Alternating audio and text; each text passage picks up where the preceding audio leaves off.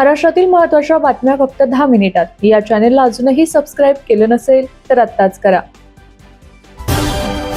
राज्यातील महिलांना आर्थिकदृष्ट्या सक्षम करण्यासाठी सरकारकडून मोठे पाऊल उचलले जाणार आहे। मुख्यमंत्री देवेंद्र फडणवीस यांनी विधान परिषदेत महत्त्वाची घोषणा करत लाडकी बहीण योजनेचा विस्तार करण्याचा निर्णय जाहीर केला। या निर्णयामुळे महिलांना स्वतःचा व्यवसाय सुरू करण्यासाठी आर्थिक मदत अधिक सुलभ होणार आहे। राज्यात विविध महामंडळांमार्फत अनेक योजना राबवल्या जातात। या सर्व योजनांचा लाडकी बहीण योजनेशी समन्वय साधून महिलांना कर्जाच्या स्वरूपात मदत दिली जाणार आहे। यामुळे महिलांना व्यवसाय उभारण्यासाठी आवश्यक भांडवल सहज मिळेल आणि त्यांचा आर्थिक सहभाग वाढेल असा सरकारचा उद्देश आहे।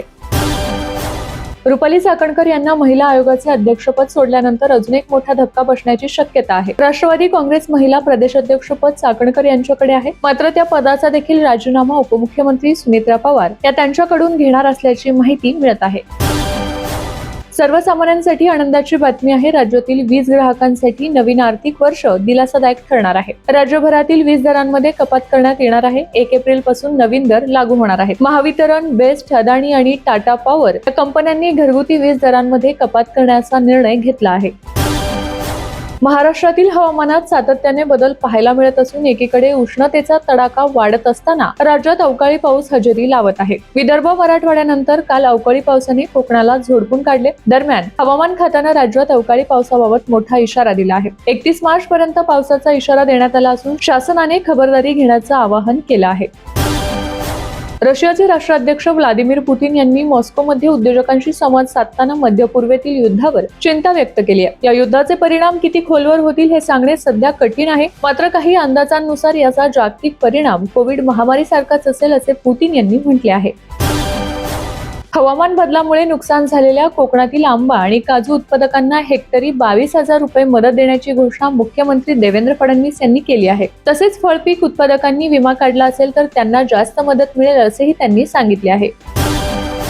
आखाती देशांमध्ये सुरू असणाऱ्या युद्धाचा जगावर परिणाम होत आहे। यामुळे इंधनाचा आणि एलपीजी गॅसचा काही प्रमाणात तुटवडा निर्माण झाला असून राज्य सरकारने मोठं पाऊल उचललं आहे। केंद्र सरकारकडून 37,44,000 लिटर केरोसिनच्या वाटपाला मंजुरी देण्यात आली आहे। अशातच आता रेशन कार्ड धारकांना केरोसिन मिळणार असून शिधापत्रिका असलेल्या नागरिकांना 3 लिटर केरोसिन मिळणार आहे। त्यासोबतच ज्या कुटुंबांकडे शिधापत्रिका नाही अशा कुटुंबांना देखील केरोसिन देण्यात येणार आहे। राज्यातील शेतकरी आणि त्यांच्या शेतीमालाच्या वाहतुकीसाठी बारमाही रस्ते असावेच लागतात, ती काळाची गरज आहे। पण ग्रामीण भागात शेतीच्या वादातून रस्ता अडवल्याचे प्रकार समोर येत आहेत। यावर तोडगा काढण्यासाठी राज्य सरकारकडून कठोर निर्णय घेण्यात आलाय। आता जर कोणी शेत रस्ता अडवला तर सरकारी योजनेचा लाभ बंद होणार आहे। त्याशिवाय फार्मर आयडी आणि आधार कार्ड ब्लॉक केले जाणार आहे। आखाती देशांमधील युद्धजन्य परिस्थितीमुळे इंधन टंचाई निर्माण झाल्याच्या चर्चा समाज माध्यमांवर रंगल्या असून 2 चाकी वाहनांना 200 रुपयांचे पेट्रोल मिळणार असल्याची बातमी वाऱ्यासारखी पसरत आहे। यावर आता राज्य सरकारने मोठे स्पष्टीकरण दिले असून पेट्रोल खरेदीवर 200 रुपयांची कोणतीही स्थायी किंवा सार्वत्रिक मर्यादा लागू केलेली नाही असं स्पष्ट करत नागरिकांना अफवांना बळी न पडण्याचे आवाहन करण्यात आले आहे। आखाती देशात युद्ध सुरू आहे आणि याचा भारतावर परिणाम होत आहे। यातच हे लांबलेले युद्ध आणि भारतावर होणारे परिणाम याच पार्श्वभूमीवर चर्चा करण्यासाठी देशाचे पंतप्रधान नरेंद्र मोदी आज सर्व राज्य आणि केंद्रशासित प्रदेशांच्या मुख्यमंत्र्यांशी संवाद साधणार आहेत। ज्या राज्यांना एलपीजी गॅसचा तुटवडा अधिक भासत आहे त्या राज्यांशीही पंतप्रधान नरेंद्र मोदी संवाद साधणार आहेत।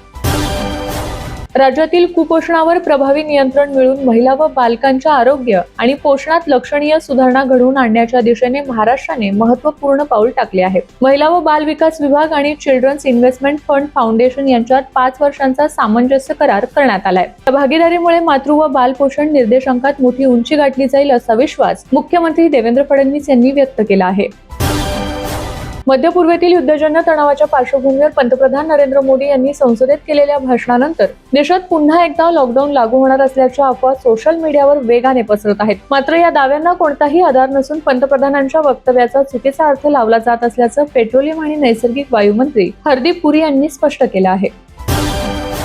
सायन रुग्णालयाचा 2 टप्प्यात पुनर्विकास होणार असून दुसऱ्या टप्प्यातील इमारतीत कर्करोग रुग्णांसाठी स्वतंत्र इमारत असणार आहे। यात 12 आपत्कालीन ऑपरेशन थिएटर, सोनोग्राफी, 3000हून अधिक बेड्स असणार आहेत। सायन येथील लोकमान्य टिळक महानगरपालिका सर्वसाधारण रुग्णालय पुनर्विकास अंतर्गत दुसऱ्या टप्प्यातील रुग्णालय इमारतीचं भूमिपूजन आज मुख्यमंत्री देवेंद्र फडणवीस यांच्या हस्ते पार पडलं आहे।